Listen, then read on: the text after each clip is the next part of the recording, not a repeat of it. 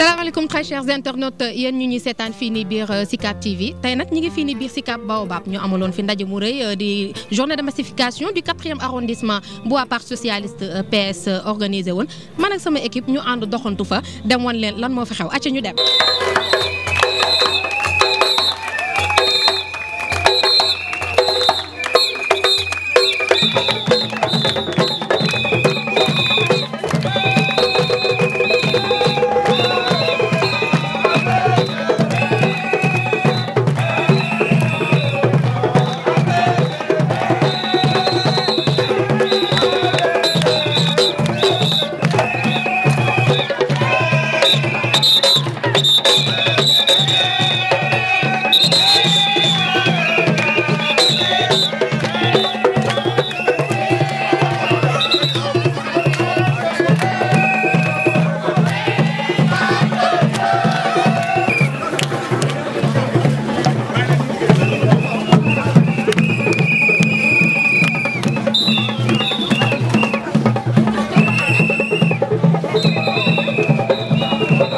ci gaaw bi ñu def set setal le matin ngoon si def animation pour mobiliser ak massifier les jeunes du quartier autour en tout cas dans un premier temps d'actes citoyens mooy defar seen gox ba mu set li ci des dem nañu seetu seen xale yi nga xam ne yëpp ils sont en âge de voter pour ñu mën a bindu ci d'abord benn base boo xam ni ñoom ñoo ko defal seen bopp di waajal nag li nga xam ni mooy élection locale yi ndax ñun dañu gëm tey fi ñu toll nii waxtu bi ñu nekk nii parti socialiste nekk composante bu am solo ci biir Benno Bokk Yaakaar parti bu nekk ci biir Benno Bokk Yaakaar waxtu bi jot na nga wane sa bopp nekk liggéey ci biir terrain bi dem waxtaan ak nit yi pour animer nos bases respectives parce que dañu jàpp ne loolu suñ ko defee rek su waxtu bi jotee daanaka liggéey bi li ciy des dootul bëri tey nag ñu wëyal tey liggéey bi gis ngeen ko depuis ce matin xale yi seen ay cawarteef ak seen engagement baissewul benn yoon en intensité ñoom ñëpp ñu nekk fii sol seen ay t-shirt sol seen casquette monter ay comité te moom nañu war a consacrer léegi à la cérémonie bi ñuy def de clôture pour mën a officialiser mooy renforcement li ñu parti bi à la base donc loolu nag ñu ngi ci gërëm ñi ci nekkoon ñëpp di ci liggéey muy les jeunes surtout Ibrahima Diawne ak di Petit ak Jessica Da Silva di ci gërëm les cadres du parti qui sont dans la localité nga xam ni Boubali moom moo leen jëmbal di ci gërëm les femmes yi nekk dans la coordination de Mermoz Sacré-Cœur nga xam ni honorable Juriel Senga moo ko yore ñu ci ràññee bu baax taxawaay bu am solo bu ci ñoom fan yi am ñoom tuuti ñoom Omar Kane ba pare ñu rafetlu aussi li xale yi di waxee en fait ouverture bi am vers en fait les jeunes des autres localités ñu gis fi taxawaay bu takku bu jeunes yi nga xam ni jógee nañu Sacré-Cœur ñëw fii ñi nga xam ni Alimatou Diouf Amar moom moo leen organisé di ci sant yàlla ñi ngi waajal di clôturer cérémonie bi te fas yéene wéyal liggéey bi ndax jël nañu semaine bu nekk wala ñaari semaine yu nekk ñu def benn quartier suñu jógee fii dinañu def dem Mermoz dem Amitié Karak dem encore Sacré-Cœur te li ci ñi gën a rafetlu ci liggéey bi mooy dañ ko associé ak ay visite de courtoisie pour dem déglu askan bi laaj leen ñoom ni ñu gisee dëkk bi ak ni ñu gisee fi nga xam ni foofu nañ jëm waaye kàddu yiñ ci dégg dal na xel moo tax ñun tey dañuy sant yàlla di ko gërëm bi nga xamee ne nit yi comprendre nañu enjeu yi ndax xam ngeen ne commune intellectuelle la fii ay intellectuel rek ñoo fi dëkk donc fii kenn mënu fi nax kenn mais wax yi ñuy wax dafa méngoo ak ñun suñu gis-gis ñu ci sant yàlla di ko ci gërëm ndax loolu lañ doon xaar ci ñoom donc l'espoir daal est permis voilà.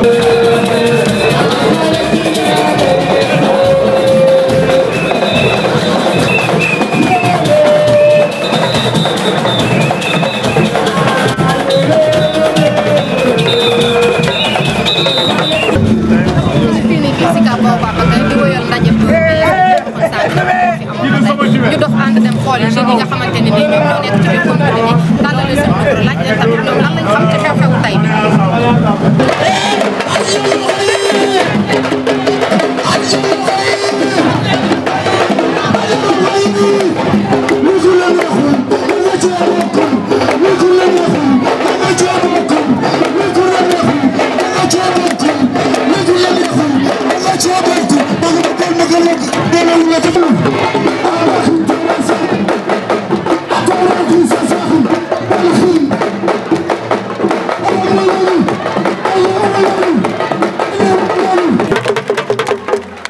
ñun lii ñuy def nii dara taxul ñu koy def parti socialiste moo tax ñu koy def ñun Benno Bokk Yaakaar la ñu bokk tey jii suñu candidat muy Alpha Bayla Gueye bu demee au niveau de Benno Bokk Yaakaar yóbbaale fa mbooloo mi war Benno Bokk Yaakaar jël ko comme le candidat de Benno te nag yaakaar gi ñu am mooy yaakaar nañ ne mët na candidat parce que bi mu wàccee ci base bi ba léegi deful lu may jël pusoom di ñaw di jéem fexe ba parti socialiste ñi toogoon sax dellu si waat kon Alpha ñu ngi lay gërëm di la sant di la ñaanal yàlla nag tànk yi ngay dox nii yàlla na la ci yàlla jàppale fii man maa ngi xool ci subaak léegi parti bi ñu nekk nii gox bi ñi bàyyi woon ñëpp ñëw nañu jàppale la te nag jàppale wuñu ngir seen coobare liñ lay jàppale yaa ko liggéey li nga def la mérité ko moo tax ñëpp a topp sa ginnaaw jàppale la ñun nag mënuñu dara dañuy jéem lépp lu ñu mën am yaakaar ci moom dinañ ko def pour nga am ndam ci fii ñu nekk nii tey nag boo nee parti socialiste gis Thierno Sow gis Makuro rek gis nga maison du parti nga ne Benno Bokk Yaakaar soo gisee Elisabeth gis nga waa Benno Bokk Yaakaar tey nga ne la 4e coordination Alimatou Diouf mi fi toog rek doy na ci xale yi Mohamed mun na représenter les jeunes de cette 4e coordination kon du ma ci guddal dama leen di wax rek gan yi fi nekk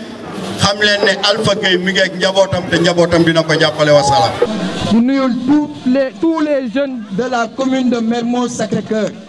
C'est vrai, Ibrahima Diawane a joué sa partition à ça, mais la réussite de l'événement, je tenais à vous dire que la réussite de l'événement, c'est à cause des jeunes de la commune de Mermoz Sacré-Cœur. Tous les jeunes de la commune de Mermoz Sacré-Cœur sont derrière. C'est une massification. Nous allons ratisser large. Ce n'est que le début du commencement. Les gars, vous êtes prêts?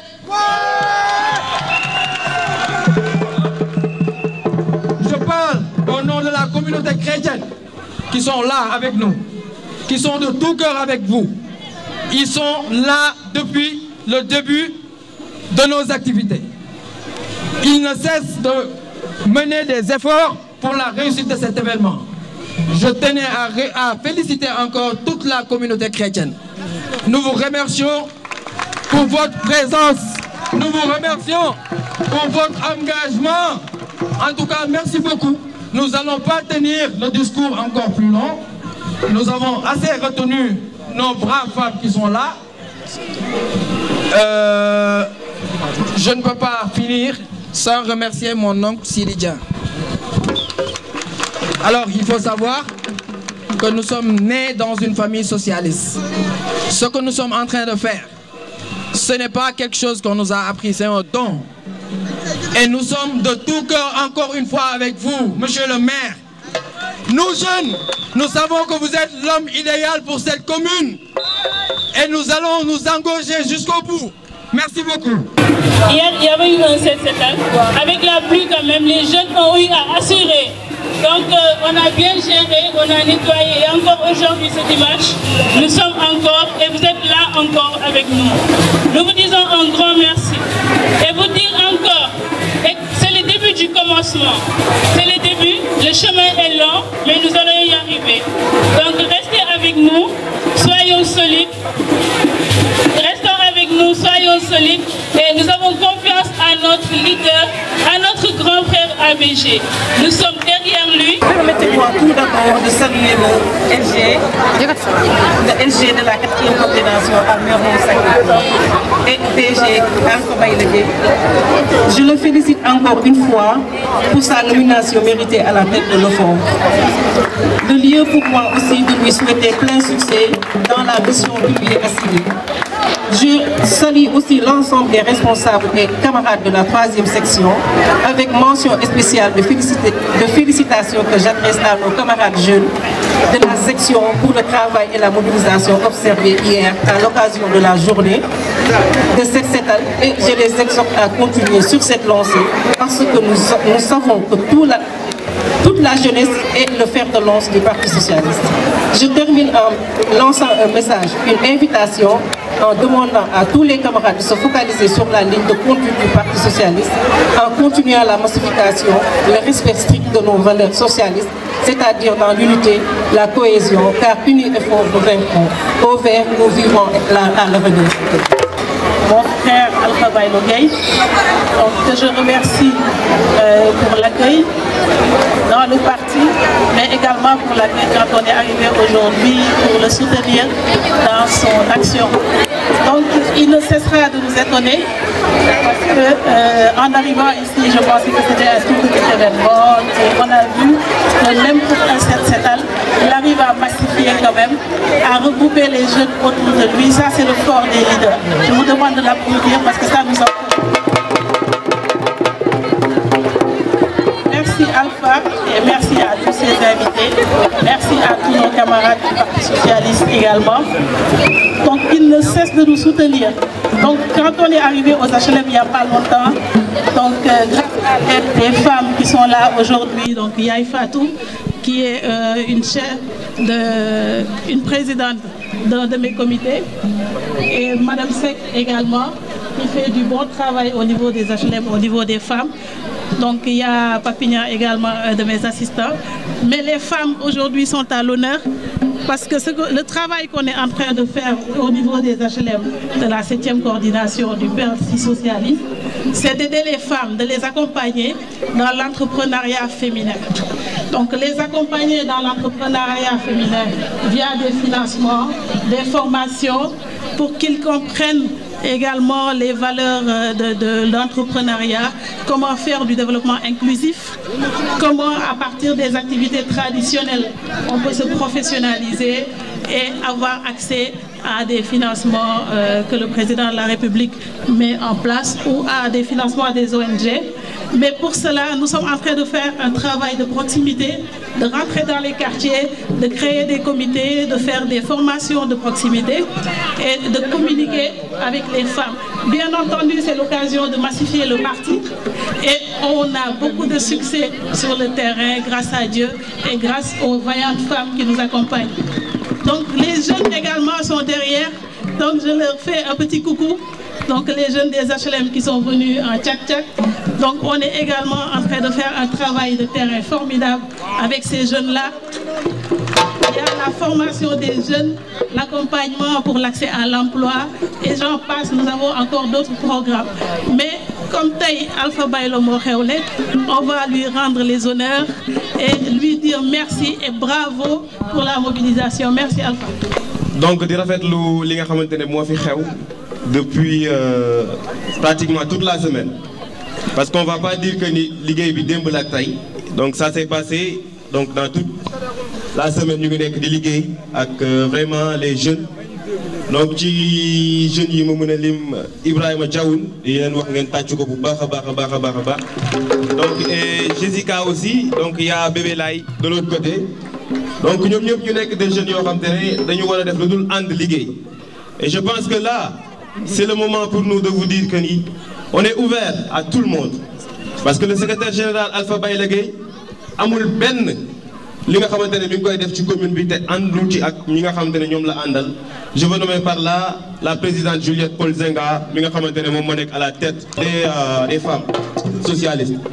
donc ci loolu ñuy nuyu suñu père Sidi mu organiser ko organisation bu jaar yoon maa ngi seen sama oncle Mahet donc Bouba Ali maa ngi leen di nuyu sama tata Alimatou donc waa APR sama tata Lisa maa ngi lay nuyu. donc je lance cet appel pour vous dire aujourd'hui c'est le moment pour nous donc de montrer que l'avenir nous appartient, nous la jeunesse. Et quand on parle d'une jeunesse, on dit la jeunesse consciente et engagée. Et je me dis que nous, le Parti Socialiste, on a des jeunes engagés, on a des jeunes qui sont déterminés. Alors, soyons déterminés et engagés derrière le secrétaire général Alpha Bayla Gueye et la présidente Juliette Zenga. Et on invite tout le monde de nous rejoindre donc sur cette bonne lancée. Parce que le gis lu xamante ne escalier la dafa am ñoo xamante ne ñooy sanc am ñu ciy topp di ciy topp ba mu doon lu mag. donc ñuy wax les jeunes yi nga xamante ne ils viennent intégrer tuddee seen lii session d'intégration mu am lu am solo donc ñoo ci ay échange ci suuf donc ci biir comité yi on a beaucoup échangé et que le travail continue c'est pas qu'aujourd'hui dès demain on sera sur le terrain pour continuer le travail inchallah donc je vous remercie di rafetlu bu baax a baax donc cette initiative merci beaucoup. macha allah ci bés bi tey li Mouhamed wax sànq lii liggéey bu yàgg la. bi nga xam ne moo indi lii tey di gërëm ñëpp ñi fi teew di kontaan ci yéen di am seede bu ndaw bi nga xam ne tamit il faut que ma def ko ndax xëy na naam APR la waaye wax dëgg yàlla man socialiste moo ma jur ndax sama yaay da daan politique parti socialiste donc man maa ngi ci terrain bi nga xam ne vraiment tey jii da ngeen ma delloo si fu sori Sophie Coulibaly mi taw papam ak sama yaay man je sais que ay xarit lañu woon parce que yàgg na ko jàppale parce qu'elle était enseignante en fait te yàgg na ko dugalal ñu bari ñi nga xam ne ils étaient en déperdition scolaire di ko dugalal école du parti socialiste du ma mun a wax tey jii kon nag vraiment moi je suis en terrain conquis ñu lay waxati APR lañ naam Benno Bokk Yaakaar moom ñëpp xam nañ ne benn bopp la kenn mënu koo xar ñaar te xam naa tamit ne que suñu président Macky Sall Alpha Bayla mi dafa am fu mu ko teg te macha allah ci doxanim la ni muy doxalee ni muy defee ci biir coalition Benno Bokk Yaakaar yow su dee yow rek Guèye coalition bi du tas ndax defar rek la fa nekkee di def lu baax di wax lu baax di jàppale doomu aadama yi di liggéeyal président Macky Sall kon nag lim la dénk tey yàlla na la ci yàlla defal ndam bu sut suñu njort ñun ñëpp. dañu nekk ci dynamique boo xam ne dynamique massification la parce qu'on est dans un parti politique et l'essence d'un parti politique c'est la massification et ça travail bi comme Mouhamed l'a si bien dit commencé na bu yàgg on est en train de monter des comités on est en train de faire tout pour que le parti soit plus fort au niveau de sa base et je pense que xale yi tamit duma leen fàtte c'est-à-dire nos jeunes yi nga xam ne on a nommé Petit Diaoune on a nommé Jessica mais il y en a d'autres qui sont derrière et moi je les félicite aussi tous pour le travail qu'ils ont accompli depuis lors donc ci massification boobu lañ nekk pour gën a dëggal suñuy base et le travail va continuer parce que suba encore gannaaw suba encore te noonu la ñuy def ba egg élection pour avoir un parti fort pour ñu liggéey loo xam ne suñu candidat moo koy fal parce que aussi Alpha Bayla ku ko gis na ma gis wetam parce que comme on l'a dit c'est un homme de valeur c'est un homme boo xam ne vraiment suñ doon wax ci moom tey duñ fi jógee donc tey suñu vœu mu ñëpp mooy porter notre homme qui a eu la confiance du président de la République et qui a eu avant ça la confiance du président Ousmane Tanor Dieng dont il était un homme très proche donc loolu yëpp moo tax ñu jàppale ko loolu yëpp moo tax ñu tey yëkkati ko pour teg ko comme candidat du PS au niveau de la 4e coordination ëllëg mu doon candidat de Benno Bokk Yaakaar pour qu'ensemble ñu jàppoo dem briguer mairie bi teg ko ci loxo loolu rek laa bëggoon wax di leen féliciter merci beaucoup. gannaaw bi ñu sant yàlla subhanahu wa taala julli ci sangu-sang yi Seydina Muhammad sallallahu alayhi wa sallam ñoo ngi leen di nuyu kenn ku nekk ci turam ak santam di jiital ci nuyoo bi sama doyen sama xarit sama mag muy la doyen Seydou maa ngi lay ziar istimdaad di ci teg notre camarade le secrétaire général le DG Alpha Bayla Gueye secrétaire général de la 4e coordination di nuyu ma sœur Alimatou Diouf Amar di nuyu Bouba Ali di nuyu également les compagnons de Alpha teg ko ci loxo Mahet mu séddaleel ma leen ko ndax duma ko teg ci loxo Bouba Ali di nuyu également ma sœur Sophie Coulibaly seen toogaay yéen ñaar histoire la Sophie Coulibaly la fille de Doudou Coulibaly toog à côté de Alpha. Ceux qui ne connaissent pas Doudou Coulibaly, c'est l'homme qui a créé UPEPS, l'Université populaire du Parti socialiste. UPEPS boobu formé na ay xale yu bare yoo xamante ni seen njàng dafa na leen yàqu seen waajur amuñu ay moyens Doudou Coulibaly récupéré leen créé UPEPS dugal leen fa ba tey am na ci xam naa ci ay xale yu bari yoo xam ne tey ay cadre lañu ci loxo papaam la jaar. sama yaay Ndey Seen mu ngi fi toog moom yàlla na fi yàlla yàggal lool te mu ànd ak wër dañu perte pouvoir bi 2000 le parti socialiste juillet 2000 maire Kati Seen ak maire Ndey Seen convoqué réunion fii ci guy gi ma ànd ci ak feu Mamadou Diop ma ànd ci ak Mansour Tambidou ma ànd ci ak Aïda Sow Diawara Ndey Fatou Tunkara ànd ci ak feu Doudou Issa Niass ñu fekk si fii maire Kati Seen ak maire Ndey Seen ma gënoon nekk xale damaa yàgg toog ci biir mag ñi ñu ñëw fii mu am kilifa bu ñu fi fekk nañu parti socialiste jeex na fi maire Kati Seen ne ko waxoo dëgg tontu boobu Alpha moom nga indi tey ki ne woon PS jeex na fi indiwaat nga ko tey wan kon li maire bi waxoon dëggal nga ko tey ak maire Ndey Seen kon histoire moo tontu histoire Alpha man day sama xol dafa sedd li tax sama xol sedd mooy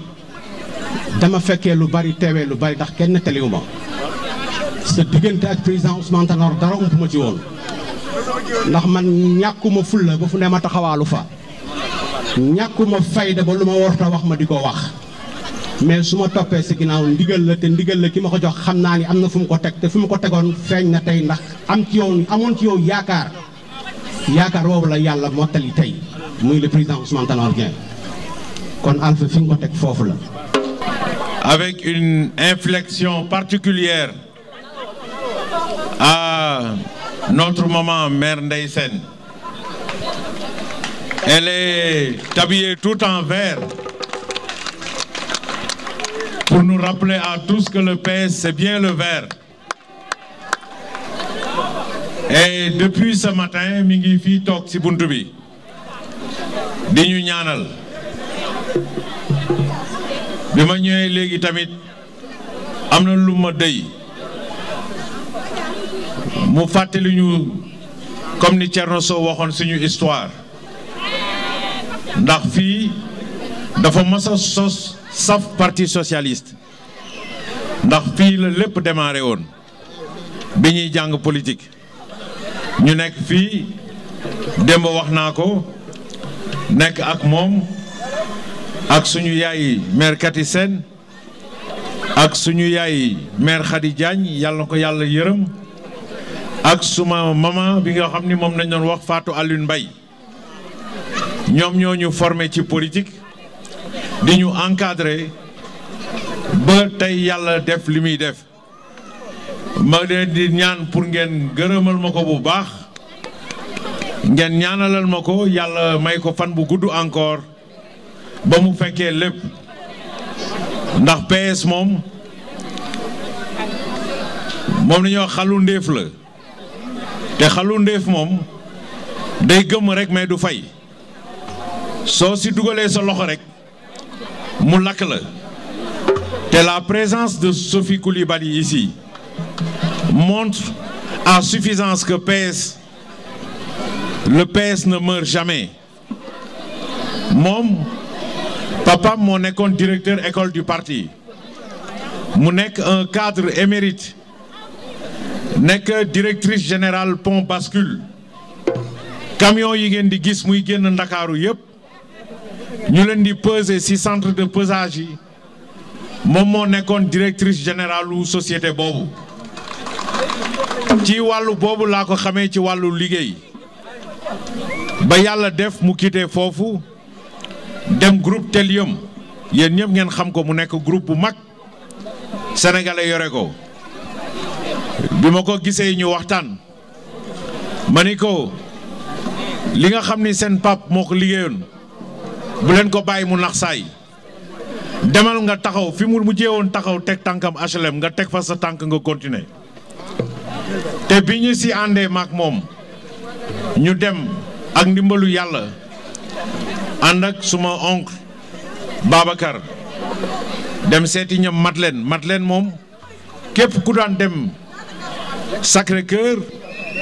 xawar ngeen ko xàmmee mooy jigéen bu mënoon football bi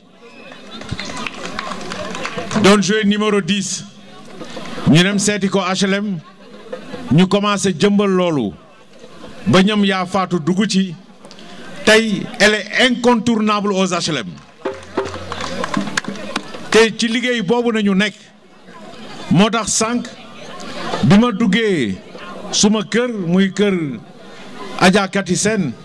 ma dégg fa lim fa dégg dama ne vraiment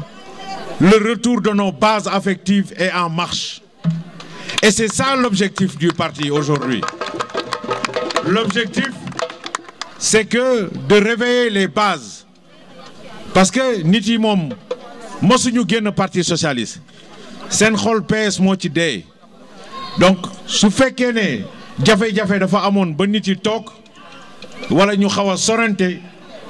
li ñu war mooy ñu dem jëli ñëpp waxtaan ak ñëpp te ci tànk yooyu la nekk déggoo ci ak présidente Aminata Mbengue Ndiaye déggoo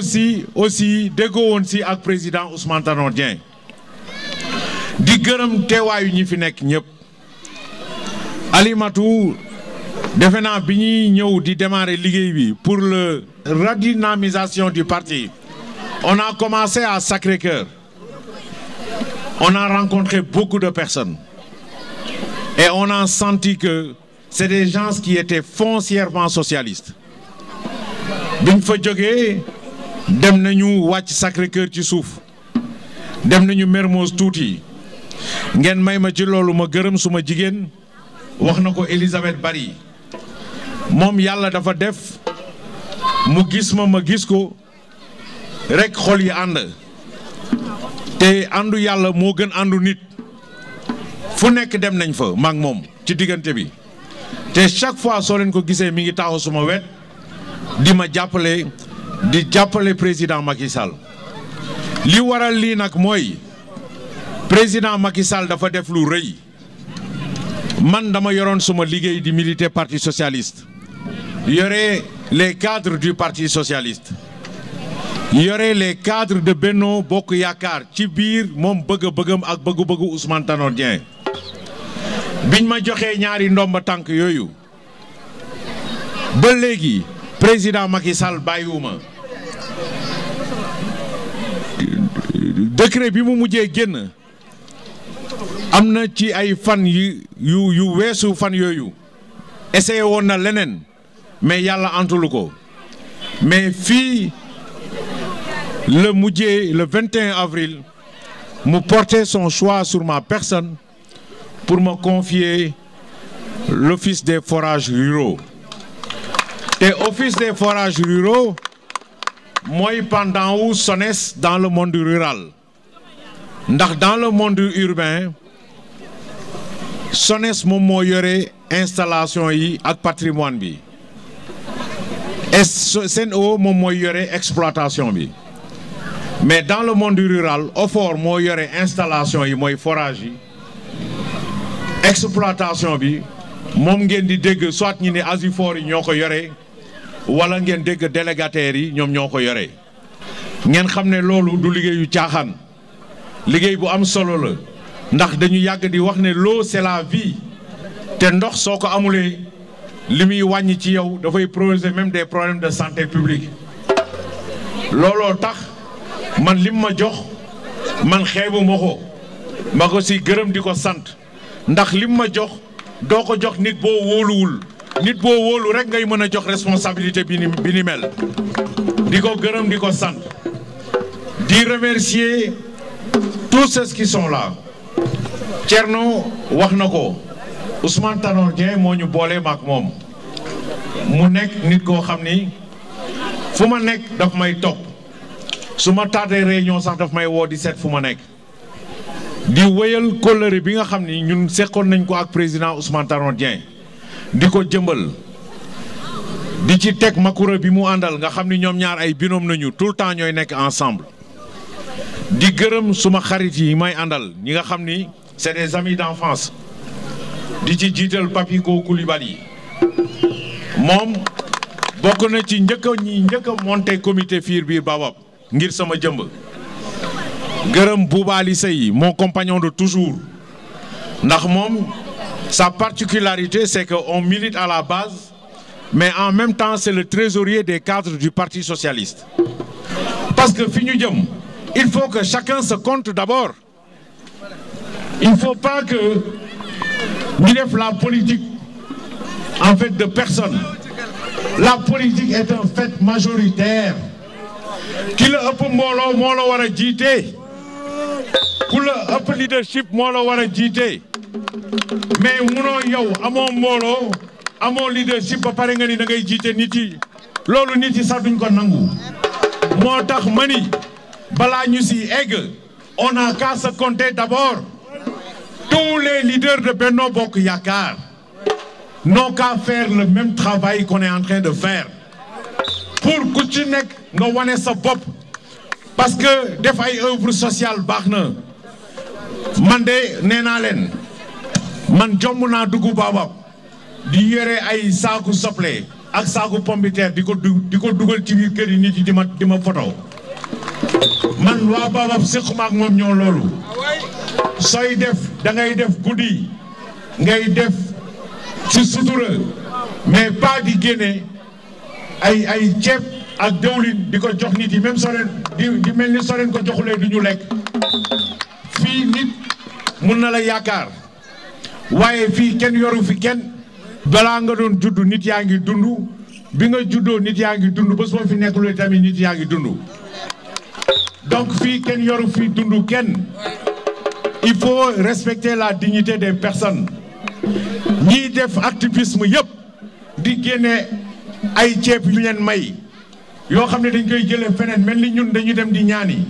wala ñuy dem di jëli gis naa sax koo xam ne dafa dem ñu may ko masque mu ñëw indi fii di maye masque bi di indi télévision ma ne ko yow pourtant ki la doon jox masque bi mu la koy jox télévision nekk foon nga ñëw di ko joxe fii suñuy def nañuy def rek ngir yàlla parce que àndu yàlla moo gën àndu nit te àndu yàlla rek mooy wéy